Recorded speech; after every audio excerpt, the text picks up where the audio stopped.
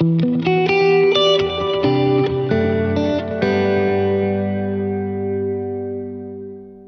to the Modern Husbands podcast, where Dr. Ross, Christian, and Brian host national experts who share ideas to manage money and the home as teammates. Today's topic is buying online, the good, the bad, and the ugly. Our guest is Shyam Pradheep, who currently serves as the General Manager of Zogo, a financial technology company with an award-winning suite of innovative financial education products. Shyam is a Modern Husbands Advisory Board member and a past recipient of the Duke University International Student of the Year. Enjoy the show. Shyam, thanks so much for joining us today. No, happy to be here. Thank you for having me. So we want to dive straight in, and I'd met you in a different session, a different venue, Shyam, and I was so impressed with what you had to say and what you can bring to the table for our listeners to help them understand just the relationship between digital consumerism and how they might interact with it. But I want to provide some context for our listeners. Can you share a little bit about your academic focus toward the end of your time at Duke? First of all, again, thank you again for having me, and I really appreciate that. In terms of Duke, and this one is interesting because I definitely jumped around a lot at Duke, and towards the end, I ended up with a major in computer science with a minor in finance and statistics. However, when I started off, I definitely did not come in knowing that's exactly what I wanted to do. I definitely started off, I did a little bit of statistics, I did a little bit of linguistics, and I ended up truthfully just picking what classes that I enjoyed the most. And if I had to be completely honest, while I had an academic focus on computer science, statistics, and finance, a lot of my time was spent in extracurricular activities such as clubs. So for example, I led the Duke Student Government Research Unit along with others, and that really took up a lot of my time. You're being really modest. Weren't you the International Student of the Year at Duke? I do appreciate that. I will say when it comes to college and what I've learned from it is so much of my biggest takeaways, while what I learned in the classroom was great, I really think what I learned outside the classroom was so much more. And I cannot emphasize enough that my biggest takeaways came mostly from outside the classroom. Yeah, it's not uncommon for us to hear that. And before we dive into the meat of the conversation, we would love to know what it is that brought you to Zogo or helped be a part of Zogo, and your passion for financial education. Ooh, this is a great story. In terms of how Zogo all began, it was at the start of freshman year. There's a seminar that they conduct for all students that show up, and we're all sitting in the seminar, and a band shows up. I'm not going to name any names over here, and they conduct like this in-person seminar, and it is, and I'm not gonna lie, the most boring thing I've ever sat through. So it's like, it was an hour long, and we all pretty much fell asleep in the first 5 minutes and woke up in the last like 30 seconds, at the end of which, they handed us like a flyer on the way out. And almost inevitably, every single one of us kind of threw the flyer in the trash as we walked out the door and thought, well, that's something we didn't pay attention to, and we're definitely not going to join this institution ever again. And that's pretty much the impetus of like, okay, well, they didn't teach us anything. None of us learned anything in high school. So really, there's this huge gap now that we're adults living by ourselves. We need to learn how to do our finance. And really, that was how it all started. Okay, that makes sense. And then tell me about your history then after college, then with Zogo. So with regards to that, the original CEO and co-founder was someone called Bolin Lee. And he started this sophomore year and really took a lot of time to build it out and work on it. And the truth is, it was just a kid with an idea. I'm not going to sugarcoat it. It's really at the start, it started off as an idea and just that. But towards the end of my time at Duke, starting junior, senior year, I was looking for more things to do. I enjoyed my classes, but honestly, at a certain point, I was like, it's a lot of studying for exams. I wanted to do a little bit more. And so I was looking for opportunities to do more. One of my roommates at the time was like 3 people and an idea. And they're like, hey, we really need someone who has a technical understanding as well as interested in the business and finance side. And so I originally was brought on to Zogo to really help with really not the technical pieces, even though I majored in computer science, with literally everything else. And that is how it started, which is, hey, we are thinking of a vague concept of something to do with financial literacy. Can you help? Because we've known each other our entire time at college. So awesome. That's super popular among educators and their students now these days. So it's certainly catching on. It's really wonderful to see. What are some examples of how companies entice consumers into making bad consumerism choices online? Ooh, there are so many examples of this. I'm just going to stick to a few. One right off the bat is like select marketing that obfuscates important details that may financially impact consumers.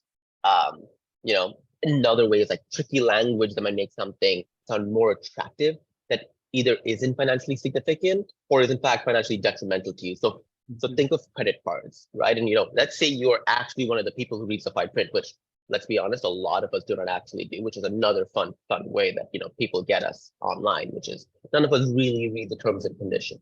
But let's say that you do. Let's say you're signing up for a credit card or signing up for something online, and you want to read the terms and conditions, and it says only 25% APR, and there are like 4 exclamation marks around it. Now you're suddenly looking at it and being like, oh wow, it's only 25% APR, even though you really don't know what that means. But it's in a nice color, the font, is like kind of calming. The exclamation mark, this has the word only that prefaces it. And then all of a sudden, you are really pushed into thinking that it's actually good for you, when in fact, it may not be good for you at all. And so really, that is one of the key ways and that's just one example. And that's like kind of a really symptom of the problem over there in terms of how people make bad decisions online, which is the information given to you is not necessarily the information that you should be engaging with or you should trust necessarily. Oh, that's really interesting. And I teach a consumer skills course for teachers, and one of the things we go over is greenwashing, which is, brands will claim that their products are eco-friendly or environmentally, good for the environment, with no third-party verification or like no real practices behind those claims. So you just reminded me of that. There's often a gulf between the marketing claims and the actual practice of the company, and we have to be looking out for that gulf whenever we're shopping. Oh yeah, and something else just based on what you said over there is some of that is relative. Like you could say something like, we are better for the environment than X, Y, and Z. Now that could mean nothing because everyone else could be absolutely horrible and you are just somewhat slightly better, have this fun little thing that like a gimmick that might be true. And so, there's so many different ways. And another one that I didn't mention was influencer marketing. I think is just one that's kind of taking off right now that is particularly pernicious because, all of us, we're living the eyeball economy, for the most part, which is on our phones, looking at our TVs, on our computers, and seeing people on television shows, people we trust, etc.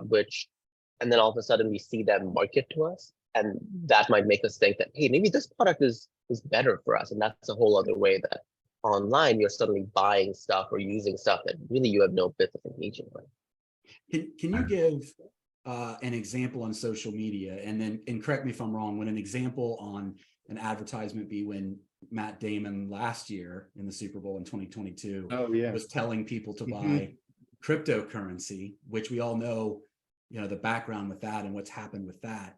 Are there examples within the social media space, and how is that particularly pernicious? Oh, that's honestly the Matt Damon one is such a good example.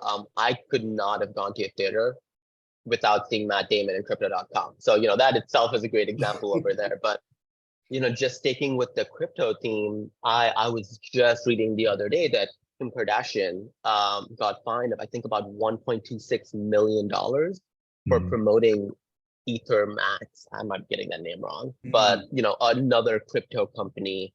And it was a single post. And if you look at the details of why she was fined, she was paid, I think, about $250,000 for that single post to like promote this product with completely false advertising. And here's the thing, right? Like when you're paid sums along the lines of $250,000 or $1 million per post, which is generally the range that she operates in, a $1.2 million fine that hits maybe once every 10 posts is really not going to affect you. And so it's, and that those are just like some really high profile examples like Kim Kardashian, Matt Damon, etc. But it can get a lot smaller as well. It's not that those are ones that reach all of us, but once you're on TikTok and the algorithm starts really focusing on like niche subgroups, you might have an influencer that you follow that only has about 50,000 followers as opposed to like the millions of people I'm sure Matt or Kim reach. And that itself has an effect because you think, hey, I'm part of this really small community and I trust this person I'm seeing. I'm subscribed to this person as part of their TikTok channel. I'm following them. And they wouldn't lie to me. Like there is no way. Like I've been following them since the start, and it's even more dangerous there because it allows them to target an even smaller group of audience and even a smaller like interest group, and that's really how it spirals, and that's really how it can get a lot worse. And so when you see these ads and you're the user, oftentimes folks have already put their credit card information inside that social media app like Facebook or TikTok, whatever it may be. Do they strategically make it as frictionless as possible to go from the ad to buying? And if so, what is it that you can do to perhaps create an obstacle so you're not so impulsive? Ooh, this is a tough question, and to answer the first part of your question, absolutely. I mean, when you think of the business model of Meta or TikTok, that's really where it is. For advertisers to go on there and spend dollars, they want to have some kind of guarantee that there's some ROI. I'm going to spend $5,000 on TikTok. I want to know that I'm getting at least $5,000 worth of value back at minimum, ideally, way more than that. And so it is in their interest to make sure that it is as frictionless as possible for whatever the influencer, not only the Kim Kardashian of the world, because if they're only focusing on the largest influencers, it's not going to work because it's the money. They need as many creators as possible, reaching as many people as possible. And so they are definitely making that experience as frictionless as possible. Now to answer the second part, yes, it's this one's hard because it really ties into personal finance and really how you think about where you're at and where you need to be. And so when you look at things like TikTok, it's also an understanding of what really is social media. So you're not going in there thinking, everyone I interact with is personally talking to me as a friend or a colleague or whatever, even though it might feel that way. And everything is screaming at you, everything from the editing to the lights to 30-second clips that, I can trust this source. It is understanding what you're engaging with. Facebook, TikTok, Instagram, they're at the end of the day businesses. This is their business model. And as at least for us, as we speak about it, and people above the age of 18, hopefully, but even then, that's not even true. Understanding that we are engaging with businesses, they're providing me a service, and the result, they are gaining something from it. You're not paying for Facebook, but if you're not paying for something, you're the product. And so really that understanding is so important. Unfortunately, the truth is they also target kids a lot. And while kids don't have purchasing power, they do have some influence on children, and that's a harder lesson to imprint on them. And so part of the focus is really on a good value system that comes from schools, parents, friends, communities, where it really reinforces that idea that I spoke about before in terms of it is not a place that you should implicitly trust. They need to earn your trust, and that should not be the default. It's really, really interesting. Can you speak to dark patterns as well? Like some of these really ugly design, deceptive design elements on websites that make it even easier for us to part ways with our money? Yeah, and to answer that question, it also really, and this is what makes it so tough. It's also a matter of what companies doing this. So let's take the example of sports betting. If I wanted to have like really ugly examples of this, the sports betting industry really targets a very specific demographic. First, they only target, well, for the most part, I don't want to generalize. For the most part, they generally target the male demographic, and they even go further and target college age students. Younger males is really who they target, and as a result, it is everything from having their favorite like football sports person like really right up in front of you. It is giving you like the most key information in bold. So for example, when it comes to sports betting, and I don't know if y'all noticed this recently, but I think this year or last year was the best year they've ever had in the history of the United States. In terms of sports betting, it is really bold fonts, making sure that all the other stuff, that maybe all the disclaimers that they have to have, either forced by regulation or not, it's in fine print, or maybe it's not really that accessible, or it's in a different color. Like there's so many different ways to really gamify it if you really want to, and that's kind of a big part of this, which makes it so hard.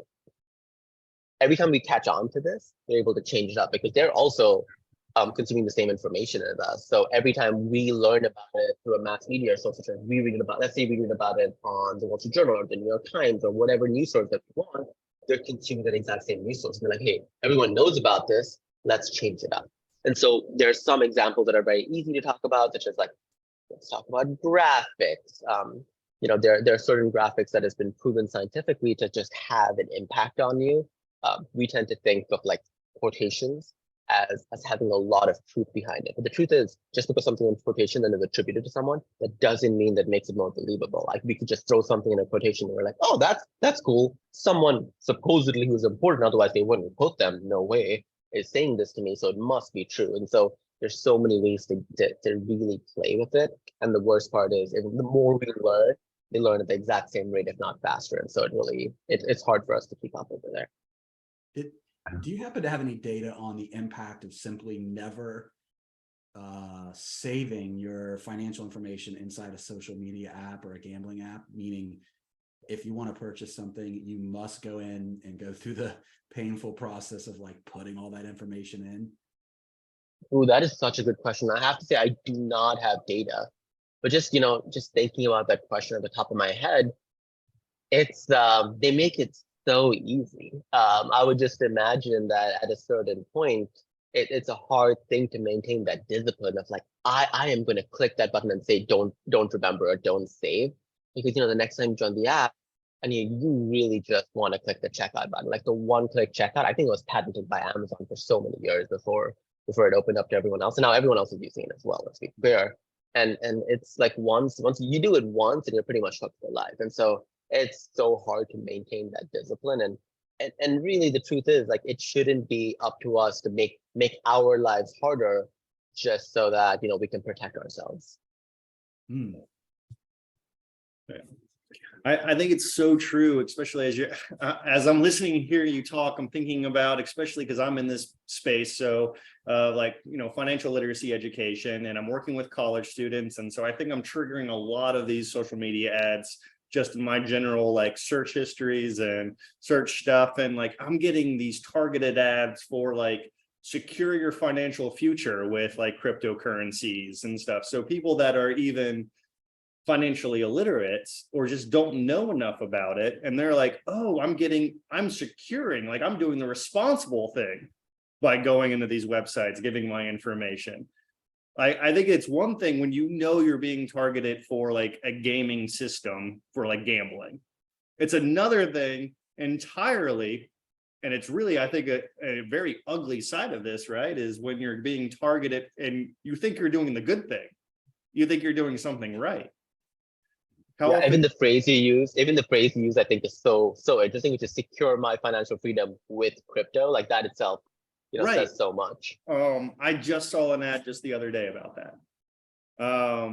And it's just so crazy to me.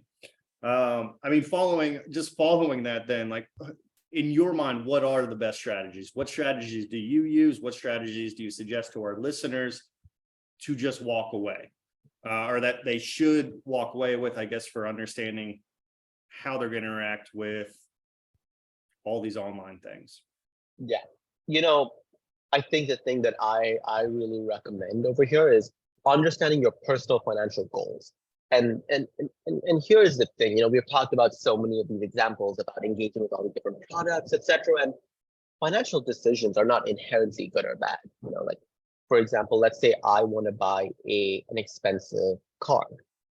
That may be a good financial decision for me, or maybe an okay financial decision for me, based on my personal financial situation, my personal financial goal. And really part of the truth is, all of us have to get really smart about where we are in our personal financial journey, because if we don't understand that to begin with, all the other parts of it pretty much break down immediately, because we can't really make those decisions because we don't have a good benchmark of what's a barometer for what's a good decision and what's a bad decision.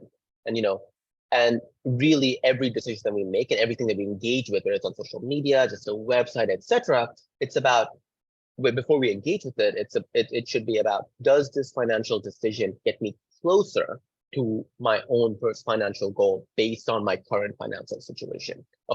And there is no one size fits all solution. I think that is so clear, because each of us in our own personal situation is so different, which is why financial literacy is so important. And like harkening back to the very beginning of this conversation, is why I started what I started, and why my colleagues started what they did, and we've grown so fast.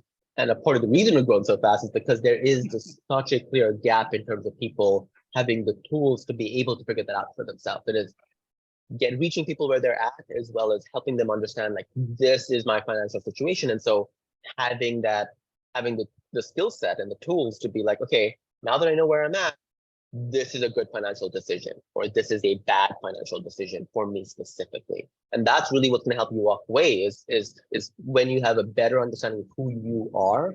It's only then you'd be able to say, I am going to walk away from crypto, or I am going to walk away from buy now, pay later, because it's just not what I need in order to get to where I need to go. Some people might need it, but maybe not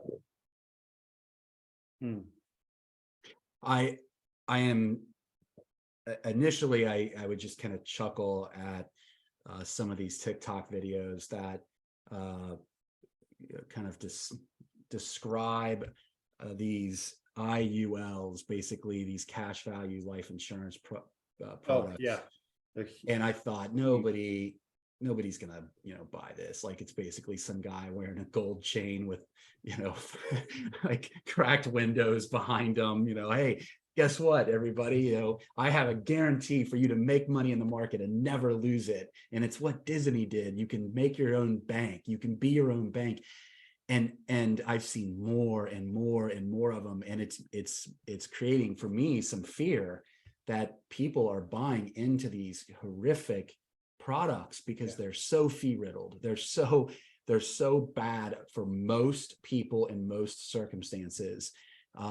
Is there any kind of advice that you can give our listeners to identify I don't want to use the word scam, that might come across too strongly, but things that could be destructive for them? Which is not appropriate. I think, yeah, like, quite simply, if you think it's too good to be true, chances are that it is. Really, at a certain point, it is worth asking ourselves if said person, to your example, actually had the ability to double your money in the market or whatever promise that they have. Why would they be sharing their secret sauce online?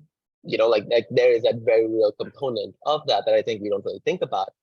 Is sometimes you have to sit down and really think through what are they really offering me, and why are they offering me that? Like what really does it take over there?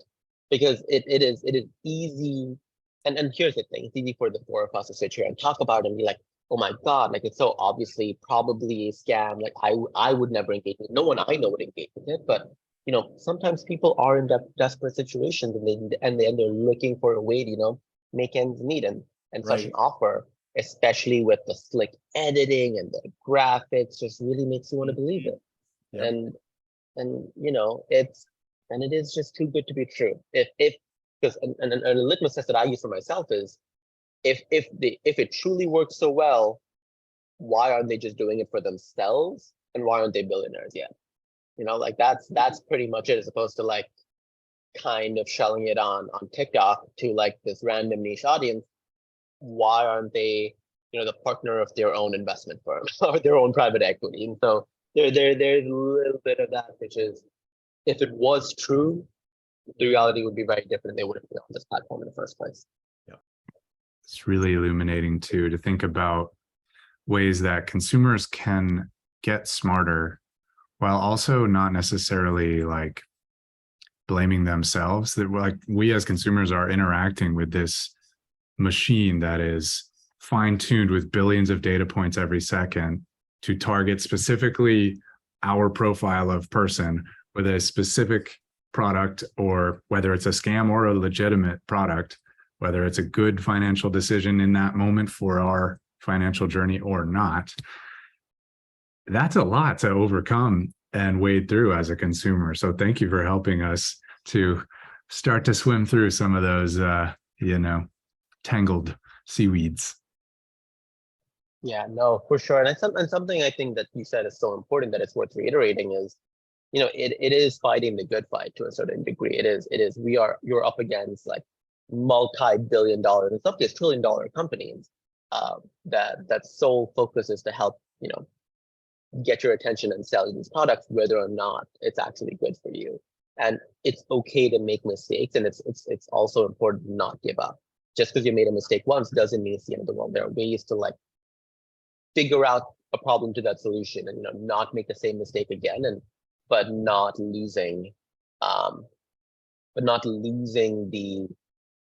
the ability to, like, blaming yourself can become very destructive and become a toxic cycle very quickly. And when it comes to finance, it's such a taboo topic that I do want to say, like, I think you make such a good point over there, Christian, which is, it is worth realizing what you're up against, and it takes time, effort, and dedication in order to overcome it. So I want to ask a question that's a little off topic, but I'm really interested in your answer. What are your thoughts on how ChatGPT can change the world that we live in? Let's stick to just consumerism, because I know that we could talk for hours upon this, but how can ChatGPT simply change consumerism online, digital consumerism? Yeah. I've been reading so much and spending so much time engaging with content around ChatGPT, not necessarily content from ChatGPT, because there is so much in the media nowadays. And really, the thing with ChatGPT, when you think about it, is at its base level, it's taking in some data, it's training the model based on the data it's taking in, which is billions of data points, and then spitting out an answer. And the answer is said in a confident format, and we are led to believe that it is absolutely true, and that is the sole way of life. Like, if ChatGPT gives you the answer, that is the way I should live my life. And in terms of how it can affect us is exactly that. The way Google was before, it threw out like a billion links and a little bit on YouTube. Like, yes, truthfully, chances are you clicked on the first 4 links and didn't go much beyond.